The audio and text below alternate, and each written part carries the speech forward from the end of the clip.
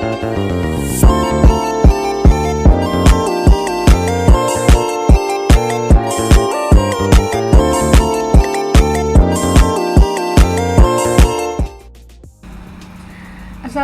warahmatullahi wabarakatuh. Mohon izin sebelumnya perkenalkan, nama saya Husni dengan NIM C021001 dari kelas Manajemen A21 Universitas Sulawesi Barat. Nah, video ini saya buat untuk memenuhi tugas mata kuliah Studi Kelayakan Bisnis oleh Ibu Novia Sandra Dewi, di mana pada video kali ini saya akan membahas tentang bisnis proposal pada produk sambal tak. Sambal adalah salah satu hidangan pelengkap wajib dalam kuliner Indonesia yang sangat digemari karena rasanya yang pedas dan juga nikmat.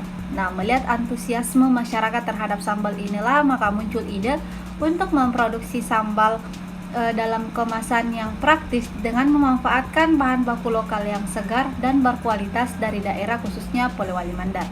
Nah, usaha sambal tak ini hadir dengan menawarkan 3 varian utama, yaitu sambal teri, sambal cakalang, dan juga sambal cumi, yang dimana diolah dari cabai segar, ikan teri, dan ikan cakalang, dan juga cumi yang diperoleh dari pasar tradisional setempat yang ada di Polewali Mandar. Nah, selanjutnya yaitu analisis segmen pasar dan strategi pemasaran. Nah, pada segmen pasar, sasaran pelanggan utama sambal tak, khususnya masyarakat umum yang menyukai sambal dan makanan pedas khususnya di daerah Polewali dan sekitarnya. Kemudian rumah makan, restoran, dan pedagang makanan yang membutuhkan sambal sebagai pelengkap hidangan. Selanjutnya yaitu segmentasi berdasarkan demografis, geografis, dan psikografis. Segmentasi geografis itu semua kalangan usia, baik dari jenis kelamin dan juga status sosial. Kemudian segmentasi geografis yaitu wilayah Polewali dan sekitarnya. Kemudian nantinya mampu memperluas ke daerah-daerah lain seperti Mamuju dan juga Majene. Kemudian segmentasi psikografis yaitu yang menyukai makanan pedas dan mencari kemudahan penyajian dari sambal ini. Selanjutnya yaitu strategi pemasaran, di mana penetapan harga yang terjangkau sesuai dengan target pasar. Kemudian distribusi melalui toko, gerai, ataupun ke pelanggan tidak langsung seperti rumah makan, restoran, dan lain sebagainya. Kemudian kegiatan promosi di media sosial, program diskon, serta mengikuti pameran atau bazar kuliner lokal yang sering diadakan di Polewali Mandar. Kemudian itu mempromosikan keunggulan produk sambal kemasan yang praktis tetapi tetap memiliki cita rasa yang autentik. Selanjutnya yaitu desain operasional usaha, di mana teman-teman di sini bisa melihat ada 2 pintu, yaitu pintu masuk khusus pegawai dan area pintu masuk bahan baku. Nah, di sini ada bagian kantor, di mana pada bagian kantor ini digunakan untuk kegiatan administrasi, pengelolaan keuangan, serta koordinasi dengan manajemen usaha. Nah, kemudian ada ruang istirahat. Nah, di ruang istirahat ini sebagai tempat ruang peristirahatan para karyawan sekaligus tempat untuk sholat dan juga makan. Kemudian ada area produksi. Ruangan ini dikhususkan untuk proses pembuatan sambal, mulai dari proses pencucian, pengolahan, dan pengemasan, serta peralatan produksinya pun seperti kompor, wajan, blender, dan lain-lainnya itu ditempatkan di area sini. Selanjutnya yaitu area penyimpanan produk jadi. Setelah dikemas, produk sambal disimpan sementara di ruangan ini sebelum didistribusikan ke outlet penjualan. Nah, kemudian pada outlet penjualan ini merupakan area yang dikhususkan untuk menjual produk sambal tak langsung kepada konsumen, dilengkapi dengan penataan produk yang menarik dan juga ruang tunggu yang nyaman. Kemudian gudang penyimpanan bahan baku, di mana ruangan ini digunakan untuk menerima, kemudian memeriksa dan menyimpan bahan baku yang datang, di mana lokasinya ini dekat dengan akses masuk untuk memudahkan proses bongkar muatan. Kemudian yang terakhir ada area WC yang digunakan oleh semua karyawan. Kemudian pengelolaan sumber daya manusia, di mana manajer umumnya itu atas nama Husni.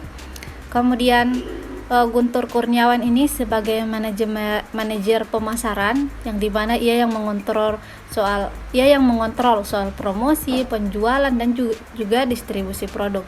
Kemudian ada Intan Putri sebagai manajer keuangan, yang dimana dia yang mengatur tentang anggaran, pembukuan, dan membuat laporan keuangan. Dan selanjutnya itu ada Angga Darmawan sebagai manajer produksi, di mana yang mengatur alat dan bahan produksi dan memantau tentang persediaan produk Sambalta. Kemudian rancangan anggaran usaha atau biaya bahan baku. Nah, di sini teman-teman bisa melihat bahan-bahan apa saja yang digunakan untuk produk Sambalta ini. Kemudian berapa banyak, dan adapun total harga dari biaya bahan baku pada produk Sambalta yaitu Rp2.703.000.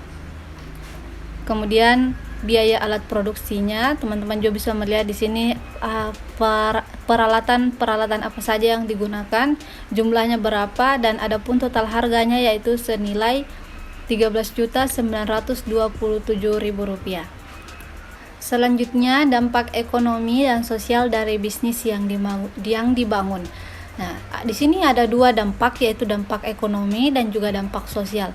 Di mana dampak ekonomi yang pertama yaitu membuka lapangan kerja baru, kemudian meningkatkan nilai jual bahan baku lokal seperti cabai, ikan teri, ikan cakalang, dan juga cumi. Kemudian mampu mendukung perekonomian daerah khususnya Polewali. Nah, adapun dampak sosialnya yaitu mampu mendukung pembangunan ekonomi daerah sebagai usaha UKM yang produktif, kemudian menyediakan produk pangan sambal kemasan yang praktis namun sehat. Yang terakhir itu menginspirasi peluang usaha kreatif dengan memanfaatkan bahan baku lokal. Kemudian ancaman dan peluang dari bisnis Sambalta. Nah, adapun ancamannya itu banyaknya usaha sejenis yang sudah lebih lama beroperasi, kemudian persaingan yang ketat di pasar yang dapat menghambat pengembangan bisnis produk Sambalta. Adapun peluang pada Sambalta ini yaitu harga produk yang terjangkau bagi konsumen, kemudian minat masyarakat Polewali Mandar yang tinggi terhadap sambal dan makanan pedas. Adapun selanjutnya yaitu strategi penguatan produk baru, yang dimana pertama ini penetapan harga yang kompetitif. Penetapan harga yang kompetitif namun tetap menguntungkan sebagai pendatang baru. Kemudian keunikan produk Sambalta. Nah, dimana membangun keunikan produk dari varian rasa, kemudian bahan segar dan cita rasa yang khas Polewali Mandar. Kemudian promosi yang kuat, melakukan promosi gencar melalui media sosial, kemitraan, dan juga pemasaran langsung. Memperluas jangkauan distribusi, di mana mampu memperluas jangkauan distribusi mulai dari Polewali hingga daerah lain seperti Majene dan juga Mamuju dengan saluran distribusi yang tepat. Harapan usaha yang didirikan. Harapan usaha Sambalta yaitu di mana dapat membangun bisnis sambal khas Polewali yang terkemuka dan dikenal luas di pasar tradisional maupun nasional, sehingga nantinya dapat mempromosikan kuliner lokal. Selain itu, diharapkan juga dapat membuka lapangan kerja dan peluang usaha baru bagi masyarakat khususnya Polewali, serta mendorong pemanfaatan sumber daya alam daerah secara optimal.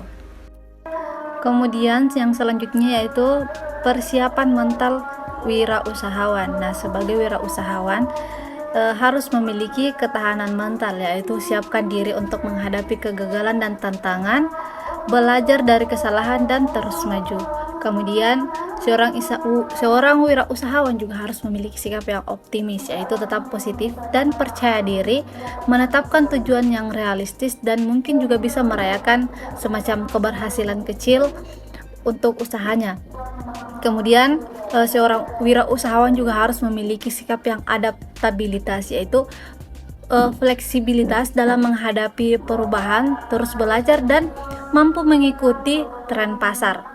Kemudian yaitu sikap percaya diri. Nah, seorang wirausahawan harus percaya nih dengan kemampuannya sendiri, di mana bisa mencari dukungan dari keluarga, teman dekat dan lain sebagainya. Kemudian yang terakhir itu sikap kesabaran dan juga ketekunan, di mana seorang wirausahawan harus sadar bahwa kesuksesan itu memerlukan waktu, sehingga harus terus berusaha dan memperbaiki diri secara berkelanjutan. Nah, mungkin sampai sini dulu penjelasan saya, pemaparan saya terkait bisnis proposal produk sambal tak. Kurang lebihnya mohon dimaafkan. Wassalamualaikum warahmatullahi wabarakatuh.